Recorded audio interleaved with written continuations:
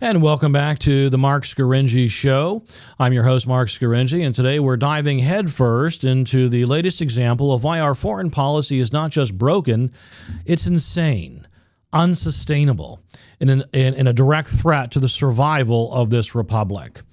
Just days ago, on June 26, 2026, in Washington, D.C., the United States, Israel, and Lebanon signed a trilateral framework agreement. It's being sold as a first step toward peace.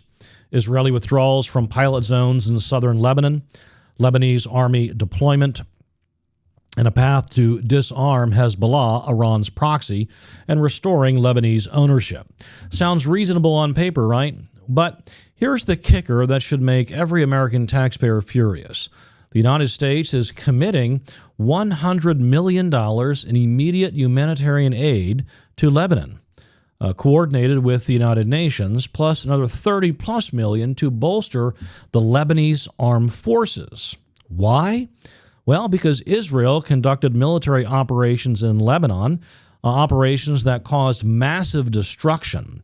Estimates for damage in southern Lebanon alone run into the billions. Recent assessments put direct damage around $1.38 billion in key areas, with broader 2024 to 2026 war costs to Lebanon estimated to be about $8.5 billion, plus physical damage and economic losses, and some reports are even higher. So the question burning in my mind, and it should be burning in yours, is this. Why is the broke United States of America sitting on nearly 39 to 40 trillion in national debt writing a check to Lebanon? Why isn't Israel, the country whose forces carried out the strikes, footing at least part of the bill or the entire bill? We shouldn't be paying Lebanon a dime in anything. This isn't foreign policy. This is fiscal insanity dressed up as diplomacy.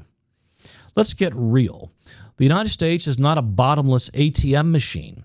Our debt is exploding, over $39 trillion total as late as June of 2026, with public debt around $32 trillion and climbing fast.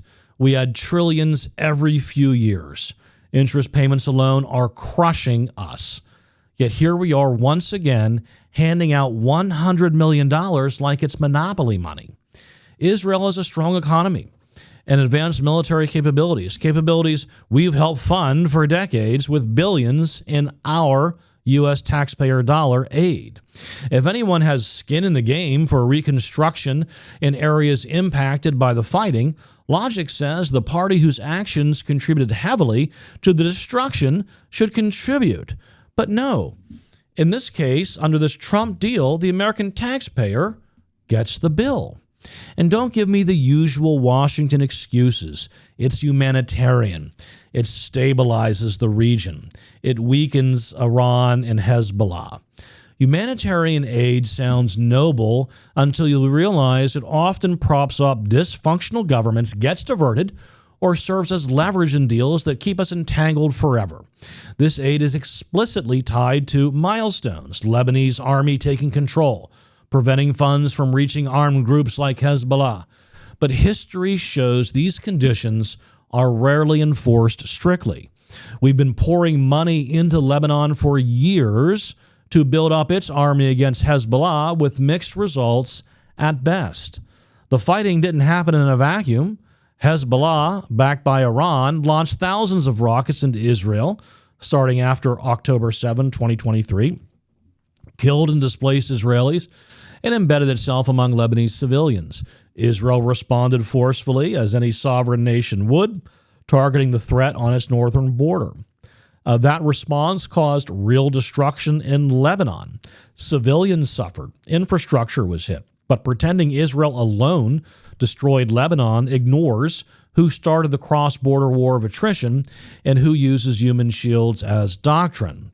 Still, none of that justifies America paying the tab while our own house burns.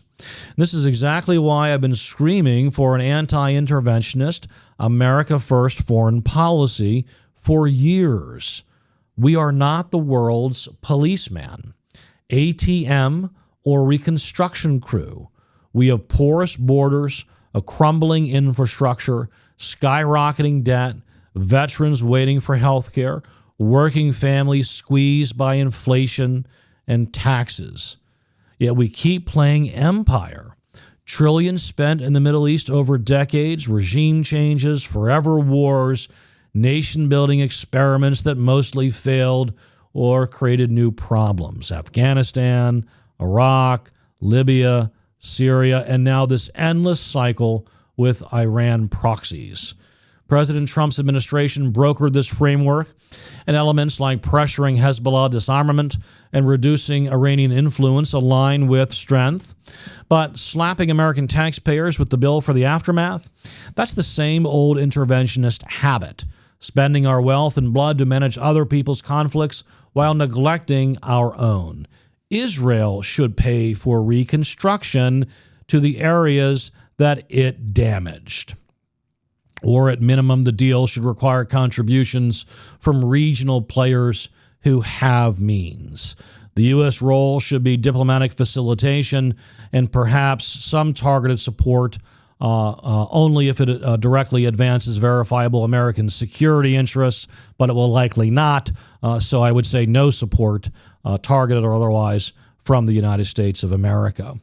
We must stop this madness, return to the wisdom of our founding fathers, avoid entangling alliances, focus on peace through strength at home here in America, secure our borders, rebuild our manufacturing, pay down the debt, protect the American people's wealth and future, not subsidize endless Middle East drama.